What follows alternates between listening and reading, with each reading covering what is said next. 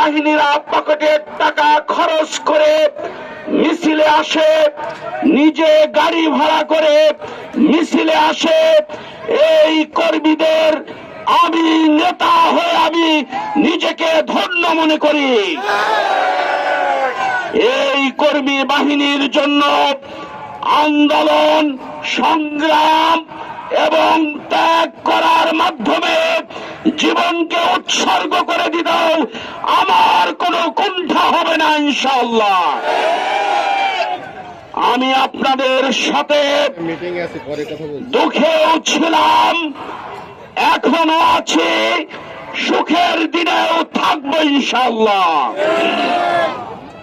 বসন্তের কোকিল হয়ে আপনাদের ভোটটা নিয়ে হারিয়ে যাওয়ার নেতা আমি নয়। কর্মীদের কিনে নিয়ে কর্মীর মাথার উপরে ছড়ি ঘুরানোর নেতা আমি নয়। কর্মীদের প্রয়োজনে কাজে লাগিয়ে কর্মীদের ছুঁড়ে ফেলার নেতাও আমি নয়। আজকের এই মিছিল থেকে আমরা দায়িত্বহীন ভাবে ঘোষণা করছি, আগামী 12 তারিখের নির্বাচন হবে দুর্নীতির বিরুদ্ধে নির্বাচন। আগামী 12 তারিখের নির্বাচন হবে চাঁদাবাজের বিরুদ্ধে নির্বাচন। আগামী 12 তারিখের নির্বাচন হবে মানুষের মৌলিক অধিকার আদায়ের নির্বাচন। আগামী নির্বাচন হবে দখলদারের বিরুদ্ধে নির্বাচন। আগামী নির্বাচন হবে বসন্তের কোকিলদের বিরুদ্ধে নির্বাচন। সংগ্রামী বন্ধুগণ, আমরা এই জীবননগরকে নতুন করে প্রাণ দিতে চাই। এই জীবননগরকে আমরা ঢেলে সাজাতে চাই। এই জীবননগরের রাস্তাঘাট, পোল সাকব, মসজিদ মন্দির, এতিমখানা, সরাইখানা, প্রত্যেকটা জায়গায় উন্নয়নের ছোঁয়া আমরা নিয়ে যেতে চাই। এই জীবননগরে যে জায়গায় দাঁড়িয়ে আছি, এই স্টেডিয়ামটাকে প্রাণের স্টেডিয়াম বানাতে চাই। জীবননগরের যুবকদের প্রাণের কেন্দ্র বানাতে চাই।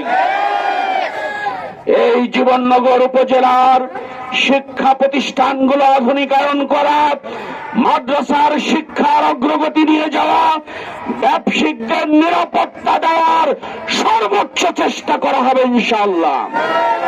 সংগ্রামী বন্ধুগণ, আমরা আগেও বলেছি, এখনো বলতে চাই, কোন মানুষের ঘর ভাঙার জন্য আমরা রাজনীতি করি না।